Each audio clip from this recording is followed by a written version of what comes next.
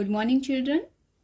बच्चों, आज हम सॉल्व करेंगे एक्सरसाइज 7.2 का 10th क्वेश्चन, जिसमें हमें बोला है find the area of a rhombus if it's vertices are. उसकी हमारे पास 4 वर्टिसेस दी है। फर्स्ट वाली है 3 और 0, दूसरी है 4 और 5, और तीसरी है -1 और 4, और लास्ट है -2 और -1। तो अब बच्चों मैंने एक रोम्बस बनाया है। ये हमें पॉइंट्स जो हैं ये सारे गिवन हैं ABCD, और हमें ये पॉइंट्स जो हैं ये ऑर्डर में ही लेने हैं, क्योंकि क्वेश्चन में ऑलरेडी बोला है कि आपको ये ऑर्डर में लिखने हैं। ऑर्डर मीन्स जैसे आपने पॉइंट्स ABCD, तो फर्स्ट पॉइंट A पे आएगा, सेकंड वाले पॉइंट्स जो हैं दिए हैं वो B पे, थर्ड वाले C पे, और फोर्थ वाले D पे, क्योंकि आप इनको आगे पीछे नहीं लिख सकते कि आपने जो फर्स्ट पॉइंट है उसको A पे लिख दिया, सेकंड वाला C पे लिख दिया। नो, जैसा आपको दिया है वैसे ही आपको ऑर्डर में लिखना है इसको। ओके, और फिर बोला है कि इस रोम्बस का एरिया निकालो। तो सबसे पहले बच्चों आपको पता होना चाहिए, या आपको पता है, मैं बता देती हूँ अगर नहीं है। क्या है, हमारे पास जो एरिया ऑफ रोम्बस होता है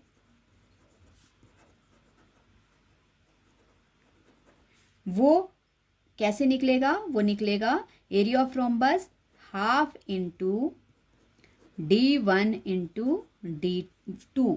ये D1 और D2 क्या हैं? ये डायगनल्स हैं। ये डायगनल 1 और डायगनल 2, एक AC है इसका डायगनल और दूसरा डायगनल BD है। तो सबसे पहले हमें AC और BD को फाइंड आउट करना पड़ेगा, और इनको हम फाइंड आउट करेंगे डिस्टेंस फॉर्मूला से। तो सबसे पहले जैसे मेरे पास सपोज करो AC, हमने क्या निकालना है? Diagonal AC। डायगनल AC निकालना है हमें। तो डायगनल AC के लिए हमारे पास पॉइंट्स कौन कौन होंगे? हमारे पास पॉइंट्स होंगे A और C। तो A के कोऑर्डिनेट्स हमारे पास है 3 और 0, और C के हैं, C के कोऑर्डिनेट्स हैं हमारे पास -1 एंड 4। ये C के कोऑर्डिनेट्स हैं। ओके, अब हमें क्या फाइंड आउट करना है? हमें निकालना है AC, और AC हम निकालेंगे डिस्टेंस के फॉर्मूला से। किस फॉर्मूला से? डिस्टेंस के फॉर्मूला से हमने AC निकालना है। ओके, -1 है बच्चों, -1 और 4। ओके, तो ये डिस्टेंस फॉर्मूला आपको याद होगा। डिस्टेंस फॉर्मूला क्या होता है? x2 - x1 whole square plus y2 - y1 whole square. ये हमारे पास डिस्टेंस फॉर्मूला है। ओके, ये डिस्टेंस फॉर्मूला है। अब डिस्टेंस फॉर्मूला के लिए पहले हमें कोऑर्डिनेट्स उनके नेम बनाने हैं। तो A से बनेगा x1 y1, और जो C वाला पॉइंट्स है उससे बनेगा x2 y2। So AC equals to under root x2 हमारे पास क्या है? x2 है हमारे पास -1।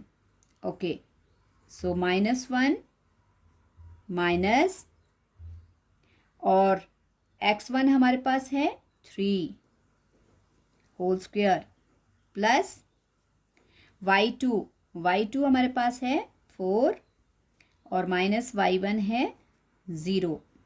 Okay, so AC equals to under root -1 और -3 -4 प्लस 4 में से 0 माइनस हुआ, 0 बच गया, इक्वल्स टू 4 का स्क्वायर 16 प्लस अगेन 4 का स्क्वायर 16।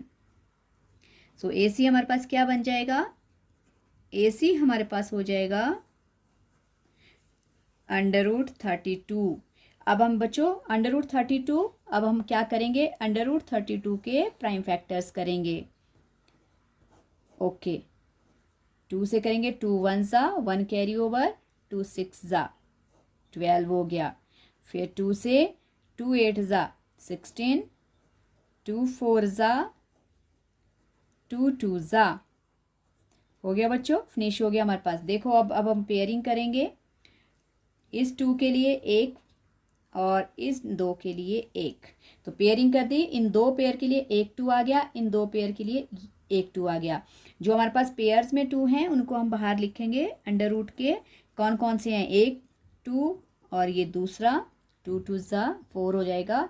और विदाउट पेयर जो है वो आएगा हमारे पास अंडर रूट में। तो मतलब हमारे पास AC की वैल्यू आ गई 4 अंडर रूट 2। ओके बच्चों, अब नेक्स्ट दूसरा डायगोनल कौन सा है? दूसरा डायगोनल है हमारे पास BD। अब दूसरा डायगोनल BD के लिए हमारे पास कौन कौन से पॉइंट होंगे? B और D। ओके, तो पॉइंट्स हैं B के पॉइंट्स हैं 4 एंड 5 और D के पॉइंट्स हैं हमारे पास -2 और -1। ये हमें दोनों पॉइंट्स के कोऑर्डिनेट्स दिए हैं। और यहाँ से आएगा हमारे पास x1 y1 और x2 y2। फिर अगेन हम डिस्टेंस फॉर्मूला लगाएंगे। हम निकालेंगे BD इक्वल्स टू, BD के लिए फॉर्मूला वही होता है x2 minus x1 whole square plus y2 minus y1 whole square. Okay, so अब हमारे पास x2 हमारे पास क्या है बच्चों? x2 हमारे पास -2 माइनस और x1 है हमारे पास 4 होल स्क्वायर प्लस y2 क्या है हमारे पास? -1 और माइनस y1 है 5।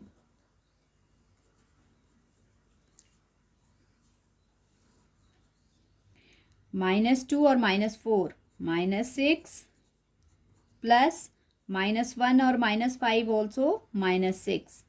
ओके, 6 का स्क्वायर 36, अगेन -6 का स्क्वायर भी 36। 36 प्लस 36 क्या हो जाता है बच्चों? अंडर रूट 72 बन गया ये। 36 प्लस 36 72। अब फिर दोबारा 72 के भी हम प्राइम फैक्टर करेंगे।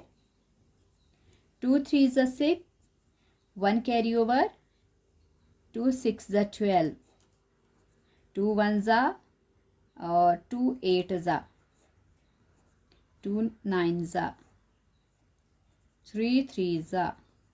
ओके, देखो बच्चों अब कौन कौन से पेयर में है हमारे पास? हमारे पास ये वाले 3 पेयर में हैं और ये वाले 2 पेयर में हैं।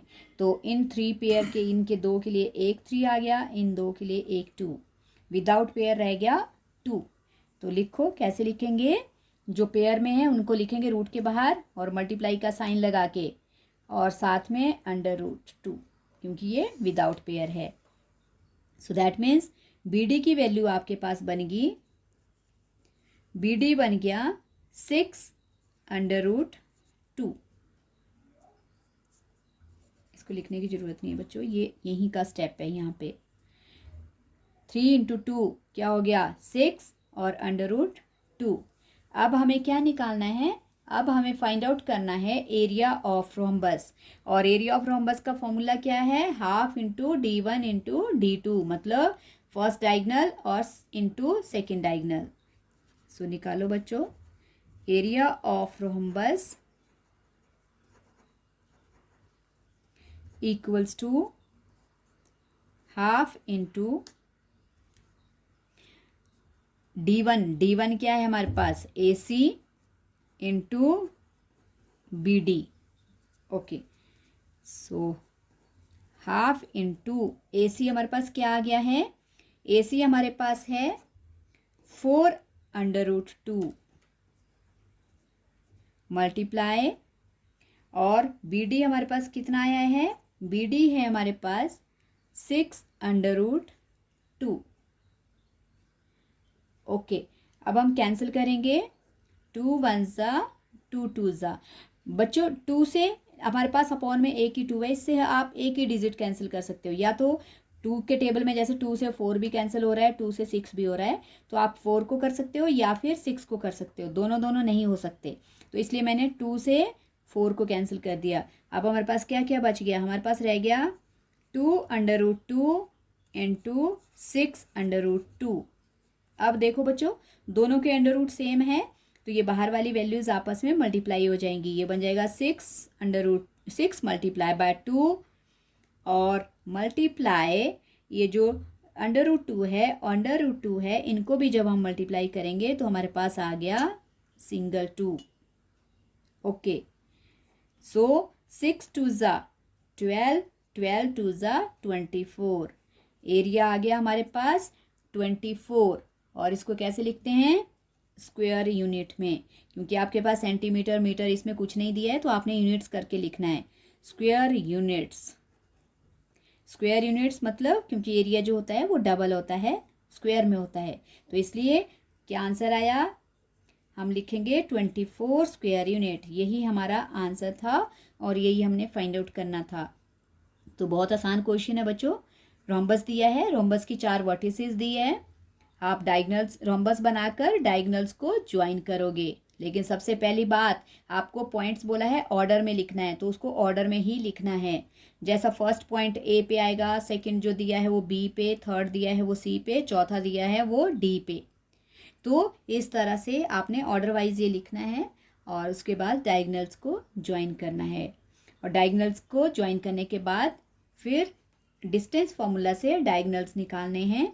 और डायगनल्स जब आपके पास आ जाएंगे तो आप रोम्बस का एरिया आसानी से निकाल सकते हो। रोम्बस के एरिया का फॉर्मूला होता है ½ into D1 into D2। D1 into D2 मतलब जो दो डायगनल हैं, first diagonal into second diagonal. तो फर्स्ट हमारे पास डायगनल आ गए AC और BD, उनकी वैल्यू हमने रिप्लेस कर दी और फिर हमने एरिया निकाल लिया। तो बच्चों यही हमारा क्वेश्चन था। आई होप आपको ये समझ आ गया होगा। So please like my videos, share and subscribe also. Thank you so much.